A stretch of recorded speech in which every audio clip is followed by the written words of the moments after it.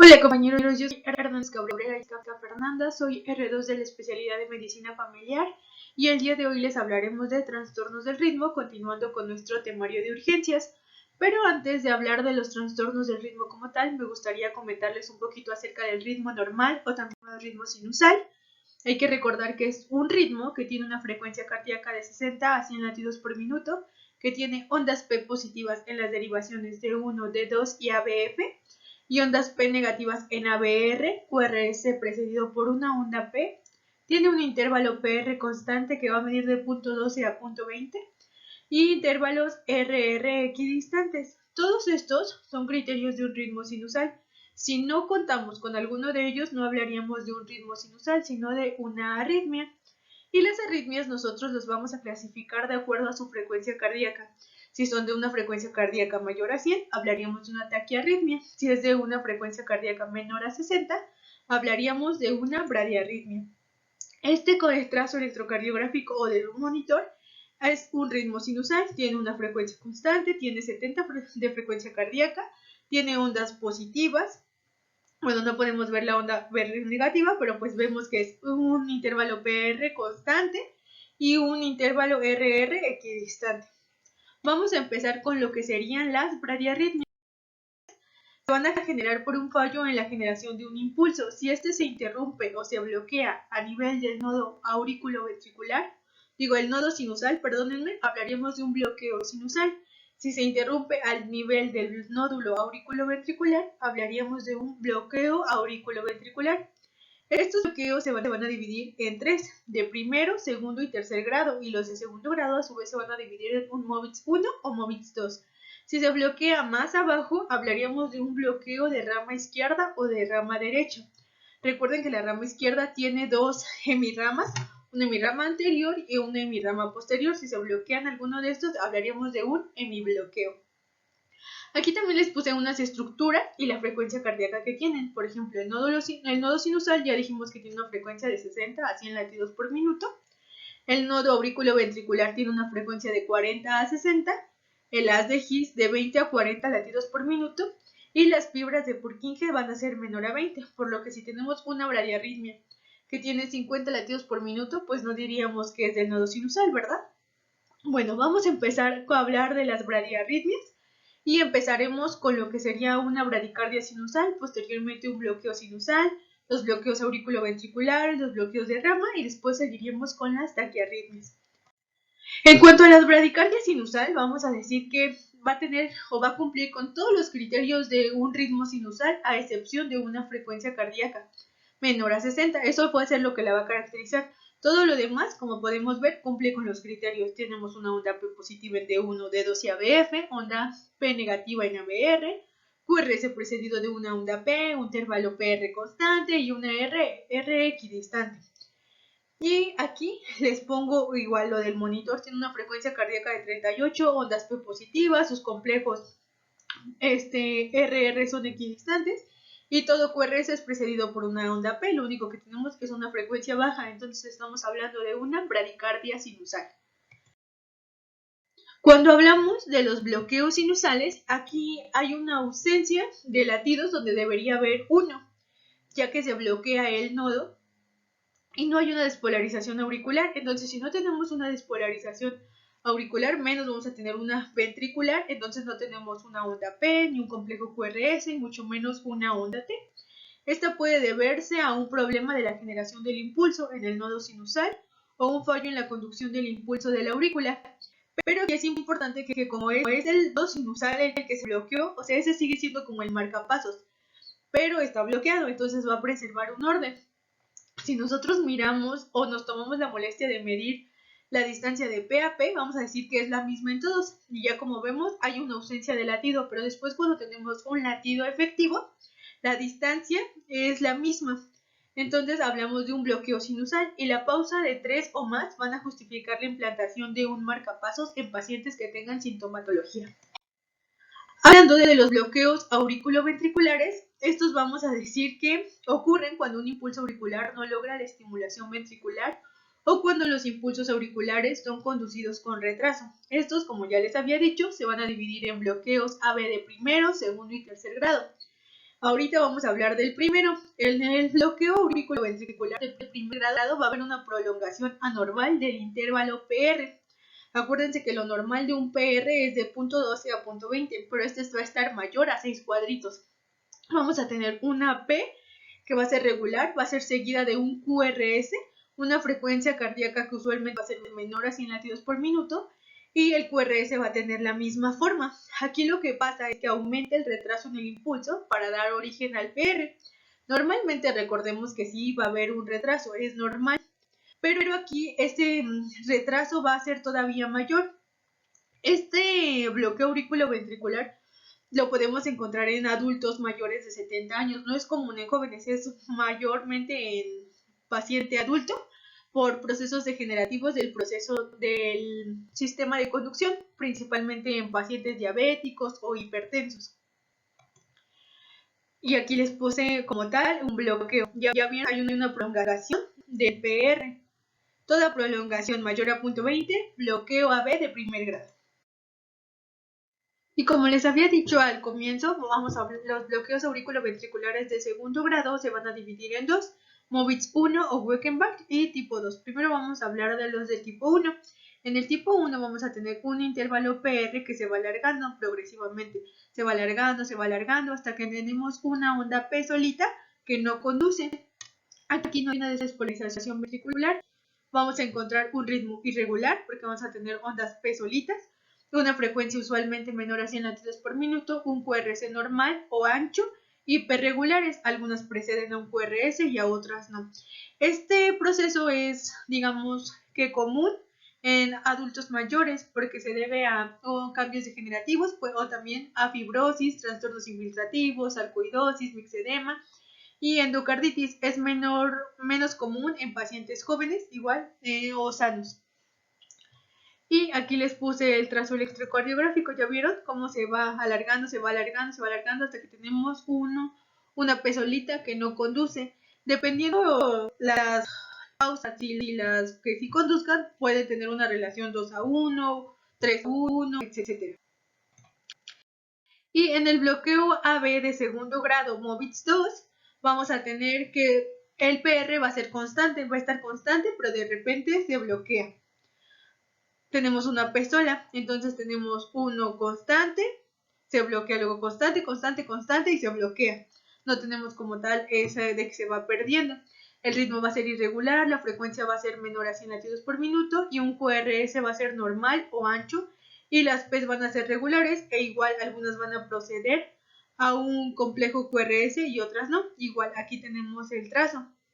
Tenemos los complejos QRS y las P's solitas, pero sin prolongación del PR. Bueno, sin que se vaya alargando más bien. En los bloqueos auriculoventriculares de tercer grado vamos a tener que van a ser por una interrupción completa del potencial de acción, generando que la aurícula tenga su propio ritmo de escape, al igual que los ventrículos. Es decir, va a haber una disociación completa o también conocida como disociación auriculoventricular. Es decir, tenemos P's que son rítmicas, igual que los QRS, pero son independientes entre sí, porque las aurículas no logran enviar los impulsos a los ventrículos, por lo que el ventrículo tiene que generar su propio ritmo de escape.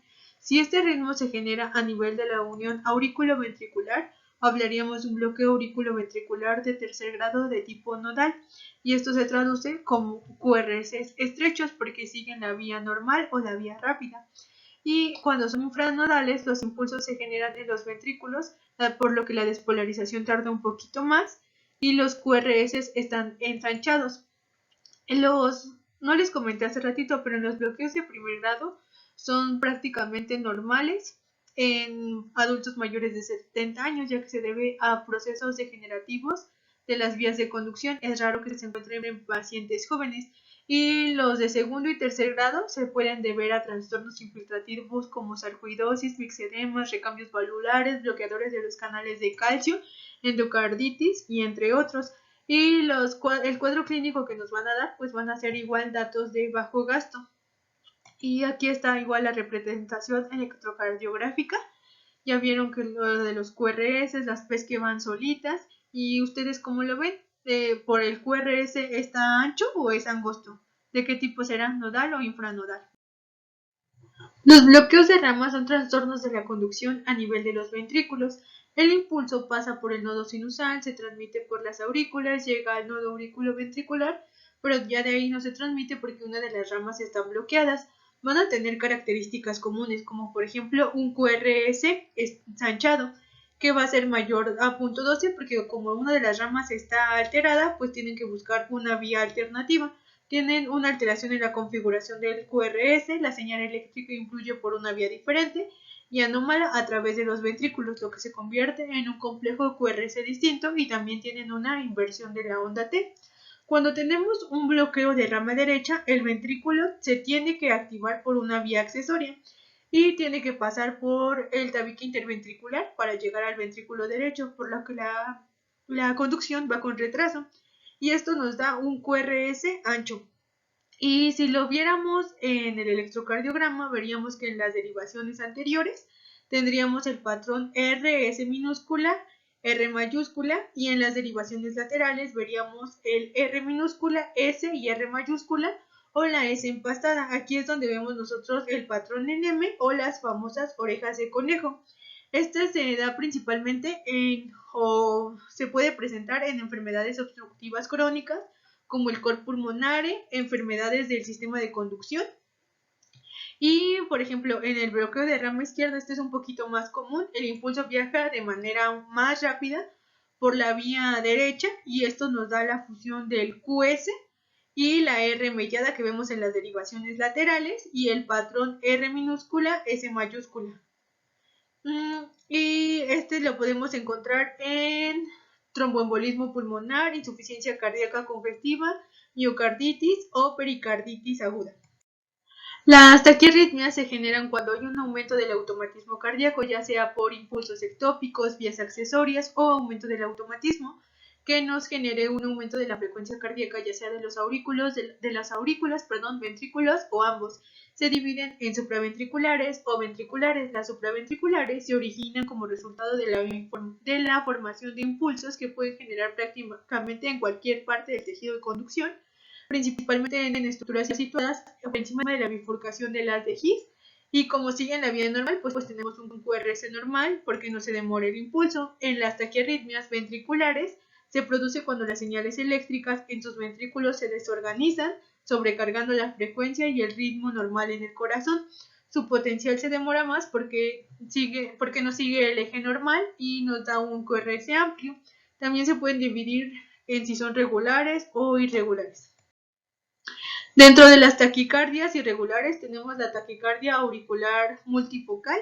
Esta es un ritmo caótico, ya que se forman diversos focos auriculares que van a generar un inicio de un impulso. Al ser varios focos, hay un impulso en diferentes momentos, lo que nos hace que no sean sincrónicos. Y vamos a tener ondas P con 3 o más morfologías, una frecuencia mayor a 100 latidos por minuto, ausencia de marcapasos dominante, ya que son varios focos ectópicos, y una variabilidad en los intervalos y por lo mismo un ritmo irregular. Aquí tenemos marcadas las P's, que son de 3 o más morfologías, y esto se da o se puede ver en enfermedades como el EPOC o intoxicación por digitálico. El flúter auricular o aleteo auricular va a ser un macrocircuito de reentrada en sentido de la despolarización de las aurículas. Este se divide en dos tipos, por ejemplo, puede ser antihorario o típico o horario. El antihorario, pues como su nombre lo indica, va en sentido contrario a las manecillas del reloj y este se presenta en un 90%, y el horario va en sentido a las manecillas del reloj y este se presenta en un 10%, pero pues en eso no nos vamos a meter. Quédense que las aurículas hacen unas contracciones muy rápidas y se van a manifestar en el electrocardiograma con la presencia de ondas F mayúscula. Cada onda F debería de tener un complejo QRS, pero como el latido cardíaco es muy rápido, pues se detecta nada más como ondas F mayúsculas. Hay ondas P ausentes, el QRS es angosto y el ritmo es irregular. La frecuencia cardíaca va de 250 a 350 latidos por minuto, pero la mayoría se encuentra aproximadamente en 300 latidos por minuto. Se da en procesos como son la endocarditis o la miocarditis, estenosis aórtica, insuficiencia mitral. Y aquí, por ejemplo, como podemos ver en la primera imagen, la conducción es A1, ya que hace 4 Fs mayúsculas y conduce 1. Y después aquí está como tal en el trazo electrocardiográfico. Ahí se ve la presencia de ondas F mayúscula y la ausencia de ondas P. Y en el de más abajo tenemos como tal un electrocardiograma completo. Es importante tomar un electrocardiograma completo, ya que muchas veces puede pasarnos desapercibido. Por ejemplo, aquí se observa bien las ondas F mayúsculas en lo que sería ABR y B1, pero en los demás no se observan como tan detenidamente. Por eso la importancia de tomar un electrocardiograma completo. En cuanto a la fibrilación auricular, aquí vamos a tener que se activan al mismo tiempo múltiples focos en las aurículas, pero estos no son impulsos fuertes, no son impulsos efectivos. Entonces hace que las aurículas pues obviamente no hagan contracciones efectivas. Hay múltiples focos de reentrada o automáticos y las aurículas pues están siendo despolarizadas de una manera caótica. Aquí la frecuencia cardíaca es todavía mayor que en el anterior, va de 350 a 600 latidos por minuto. Eso dicen unas bibliografías y otras mencionan que puede llegar a 700 latidos por minuto. Lo malo de esto es que la sangre, pues como está vibrando, puede quedar estancada y puede dar lugar a la formación de trombos. Aquí esta se divide en, bueno, su etiología puede ser cardiológica o no cardiológica. Dentro de la no cardiológica, pues encontramos como tal diabetes, hipertensión, sea de pulmón también puede haber. Y entre las cardíacas, pues puede ser por un posoperado de bypass, valvulopatías, enfermedad del seno, enfermedad isquémica. Y aquí pues les resumí, no debe de haber ondas P, las ondas F son minúsculas, el ritmo es irregular y la frecuencia cardíaca va a ser mayor a 600. Y aquí está el trazo. Aquí está la presencia de ondas F minúscula. Aquí le pusieron que tiene una frecuencia cardíaca de 90, pero pues la mayoría, como ya les comenté, tiene una frecuencia cardíaca mayor a 350.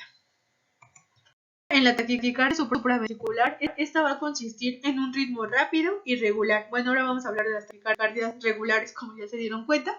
Esta es provocado por un mecanismo de reentrada, dependiente de una vía de conducción dual en el nodo auriculoventricular. Y esta, a diferencia de la que vamos a continuar viendo, que es la taquicardia sinusal, esta no se explica por condiciones fisiológicas. Esta puede ser por dos procesos, una por un proceso intranodal o otro por una vía accesoria. En el intranodal, pues el problema va a estar dentro del nodo sinusal. Acuérdense que tenemos que para que el potencial de acción descienda tenemos una vía rápida y una vía lenta. Normalmente el potencial desciende por una vía lenta o también conocida como vía alfa. Pero aquí en esta enfermedad hay un fenómeno de reentrada y la despolarización entra de nuevo por la vía rápida. Las aurículas se contraen de nuevo, ocasionando que hayamos o que tengamos unas P negativas. En las vías accesorias vamos a tener que se pueden dividir por mecanismos ortodrómicos o antidrómicos. En el ortodrómico, que es en la primera imagen superior, podemos ver que el potencial de acción desciende por una vía normal, pero regresa por una vía accesoria. Y en el antidrómico, él desciende por una vía accesoria y regresa por la vía normal.